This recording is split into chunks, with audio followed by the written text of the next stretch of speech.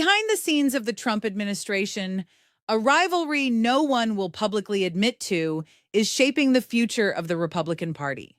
Marco Rubio and J.D. Vance appear side by side in official photos, but absences from key negotiations, polls shifting direction, and rumors about 2028 reveal a tension few expected to see so exposed. Before we get into the details, hit like and subscribe to the channel.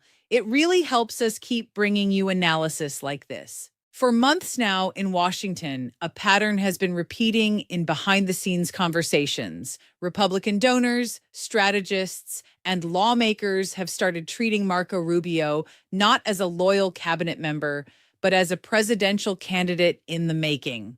Reports from Politico and NBC News described meetings where major party donors, when asked about their preference between Rubio and Vance for 2028, expressed near unanimous support for the Secretary of State. Semafor went so far as to publish a piece questioning whether Vance is still, in fact, the natural heir within Trumpism.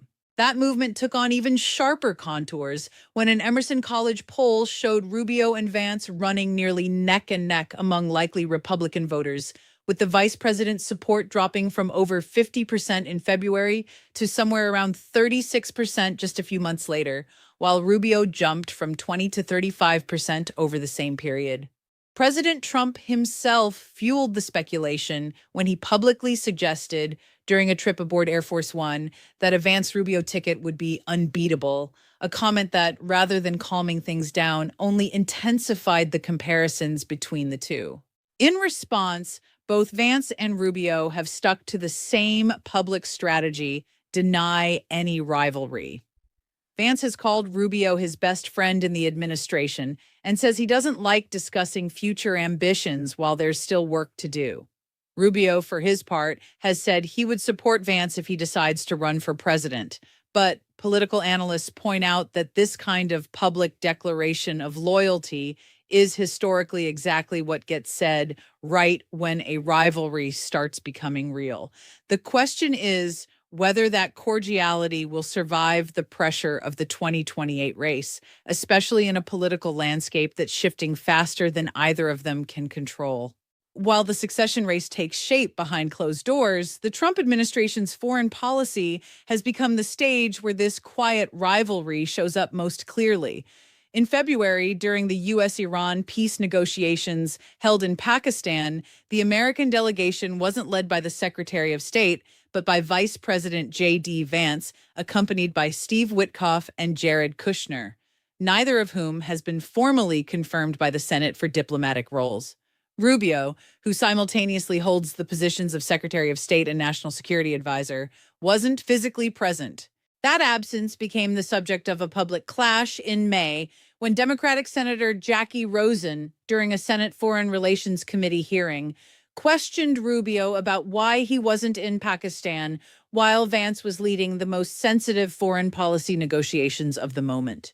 Rubio pushed back firmly, calling the accusation inaccurate and saying he stayed by the president's side precisely to be briefed in real time on developments, while a team led by the vice president himself handled matters on the ground.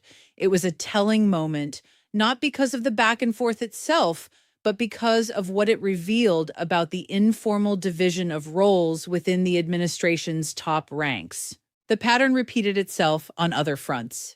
In negotiations over Greenland, it was Vance who took the harder line with Danish representatives, to the point that one European diplomat, speaking to Politico, described the vice president's posture as hostile to European interests.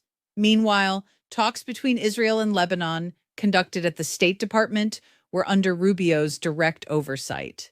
This division of labor raises a strategic question: whether each of them is, deliberately or not, building his own foreign policy track record to use as political capital 2 years from now. Approval poll numbers help explain why this internal rivalry has gained so much traction. According to a CNN analysis, Vance's net approval dropped from +3 points to -18, one of the worst numbers ever recorded for a vice president at this stage of an administration. Worse even than Kamala Harris and Mike Pence at the same point in their respective terms. The decline is steepest among women voters, independents, and college-educated voters, according to polling from Marist College and YouGov, while Rubio maintains a more stable image and, according to donors who spoke with NBC, is seen as more palatable to the broader party electorate. This popularity gap connects directly to Rubio's role in Latin America, where he has centralized sensitive decisions on Cuba and Venezuela. In recent Senate hearings, Rubio defended the transition policy in Venezuela following Nicolas Maduro's removal, acknowledging that the country's democratic process is still a work in progress, while highlighting the increase in oil revenue under American oversight. On Cuba, he avoided committing to any concrete regime change action, even amid protests both inside and outside the Capitol demanding a tougher stance. Critics, including Senator Jeanne Shaheen, have accused the State Department of withholding information from Congress about these operations, reinforcing the perception that Rubio is consolidating power and information as part of a broader strategy. The result is a picture in which two of the most powerful men in the Trump administration are each building, in their own way, an independent base of support, one through more visible popular diplomacy, the other through crisis management that demands results, not the spotlight. Publicly, both insist there's no rivalry, but the numbers, the strategic absences, and the behind-the-scenes accounts from sources in Washington suggest this alliance is, for now, more tactical than sincere. The real test will come when President Trump finally has to name a name. And that's exactly why it's worth watching the coming months inside the Trump administration closely. The Rubio-Vance rivalry could determine the direction of the Republican Party for the next decade. If you want to keep getting serious, well-researched analysis like this, hit like, subscribe to the channel, and turn on notifications. And let us know in the comments, who do you think comes out on top in this quiet power struggle, Rubio or Vance?